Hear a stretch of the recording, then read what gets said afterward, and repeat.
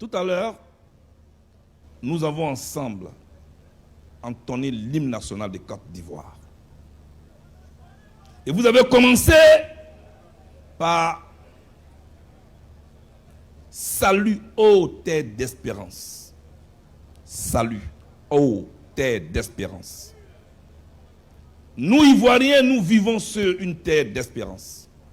Aucune amertume, aucune répression ne peut nous faire croire que là où nous sommes, que la situation actuelle que nous vivons est notre terminus. Non, ce n'est qu'un arrêt que nous allons plus tard transformer.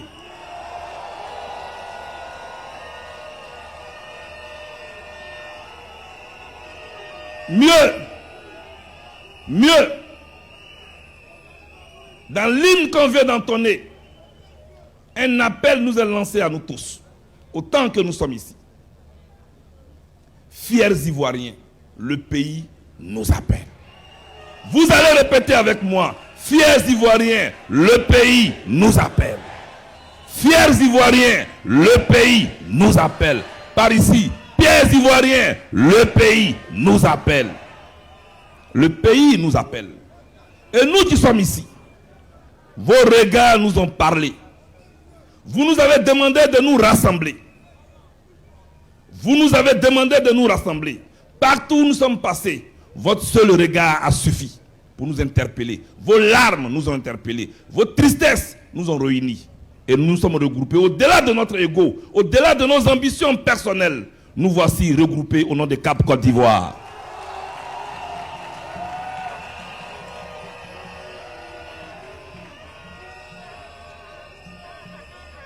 Mais nous sommes rassemblés pourquoi? Nous sommes rassemblés pourquoi?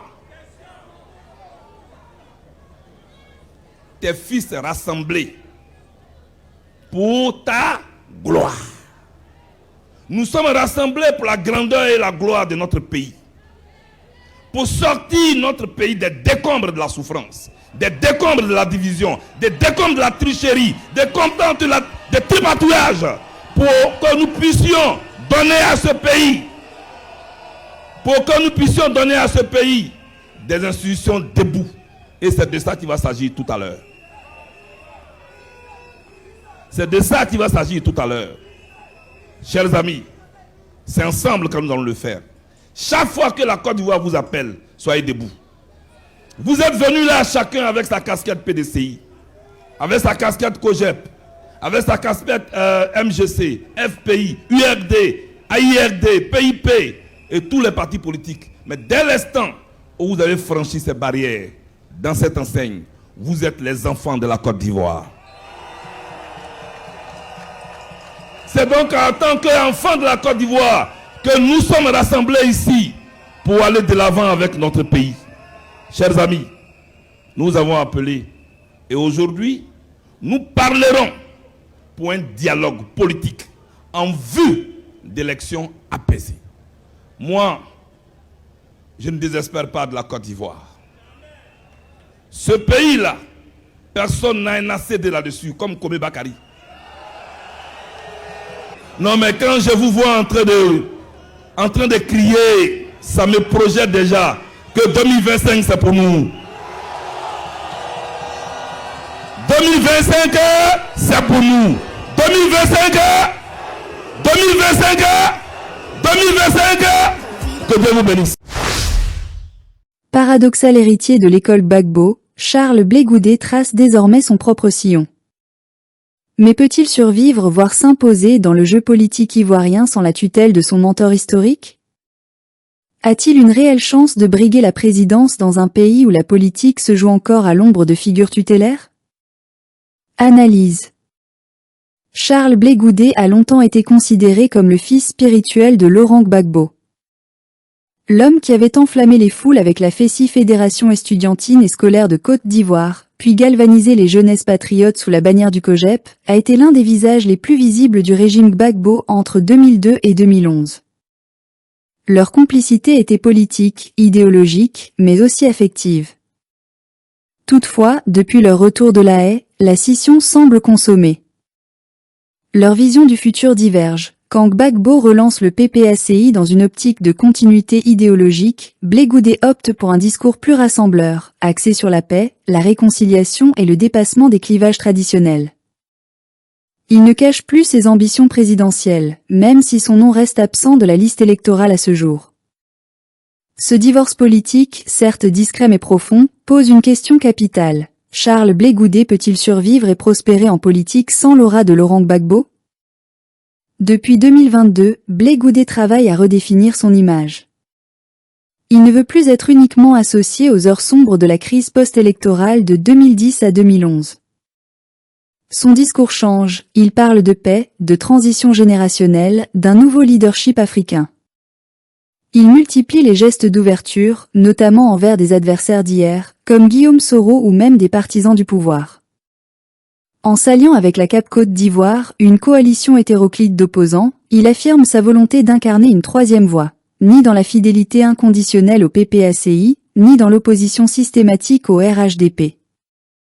Mais cette stratégie de rupture douce n'est pas sans risque. Elle peut lui aliéner les partisans les plus fidèles à Gbagbo, tout en peinant à convaincre les modérés ou les jeunes générations de son changement sincère. Pire encore, son passé judiciaire continue de le poursuivre, malgré son acquittement à la CPI. Sur le plan structurel, Blé Goudé reste le président du COJEP, un parti à forte symbolique mais au réseau encore faible comparé aux mastodontes que sont le RHDP ou le PDCI. Il ne dispose pas d'une base électorale aussi vaste que celle de Gbagbo dans l'Ouest ou que celle d'Alassane Ouattara dans le Nord. Cependant, il possède un atout important, sa rhétorique. Excellent orateur, il continue de séduire une partie de la jeunesse. À Yopougon, lors du meeting du 31 mai 2025, il a rappelé à ses détracteurs, « Ce pays-là, personne n'a d'ACD et attestation de création divine dessus. » Ce type de punchline le replace dans le rôle du tribun populaire, un rôle qu'il maîtrise. Il lui manque cependant les leviers de la machine électorale, implantation locale, financement, relais administratif. Or, en Côte d'Ivoire, la victoire électorale ne se gagne pas uniquement dans les discours, elle se construit aussi dans les mairies, les régions, les alliances tribales et les réseaux économiques. En l'état actuel des choses, Blé Goudé n'est pas éligible. Il a été condamné en Côte d'Ivoire à 20 ans de prison pour des faits liés à la crise post-électorale, une condamnation qu'il conteste. Pour se présenter, il devra obtenir une amnistie ou une révision judiciaire. Le régime Ouattara, bien qu'ayant autorisé son retour, n'a montré aucun empressement à réhabiliter ses droits civiques. Mais même en supposant cette réhabilitation, son absence prolongée du jeu électoral, il n'a jamais été député, maire ou candidat le place dans une position d'outsider. La présidentielle de 2025 pourrait davantage servir de tremplin pour construire sa stature d'homme d'État que d'occasion réelle de victoire. Quel scénario pour l'avenir de Blé Goudé ? 1. Le scénario de l'outsider qui fédère. Blé Goudé pourrait réussir à fédérer les frustrés des grands partis, les déçus du PPACI, les jeunes sans perspective, voire les modérés du RHDP. Ce positionnement ni Gbagbo, ni Ouattara peut séduire une frange de la population désireuse de rupture pacifique. 2. Le scénario du faiseur de roi. S'il ne peut se présenter en 2025, il pourrait peser dans le jeu politique comme allié décisif. Une alliance stratégique avec un candidat comme Tidjane Thiam, par exemple, lui permettrait de conserver une place centrale dans le débat national. 3. Le scénario du marginalisé. Enfin, il y a le risque que son émancipation de Gbagbo le coupe de sa base historique sans lui en offrir une nouvelle. Dans ce cas, il pourrait devenir un acteur marginal, éternel opposant sans levier électoral, vivant sur la nostalgie d'une époque révolue. En conclusion, nous pouvons dire que Blé Goudé peut survivre politiquement sans Gbagbo. Il en a la volonté, l'intelligence stratégique et le charisme. Mais survivre ne veut pas dire triompher. Le système politique ivoirien est encore fortement structuré par les figures historiques, les logiques régionales et les clientélismes politiques. S'il parvient à reconstruire un socle crédible en s'adressant aux jeunes, en évitant les erreurs du passé, en s'alliant intelligemment, il pourra incarner une alternative d'avenir. Mais pour cela, il lui faudra du temps, de la patience, et une légitimité électorale qu'il ne possède pas encore. La présidentielle de 2025 sera pour lui un tournant stratégique, soit le début d'une nouvelle ère, soit la confirmation qu'un nom seul, aussi emblématique soit-il, ne suffit plus à faire de la politique en Côte d'Ivoire.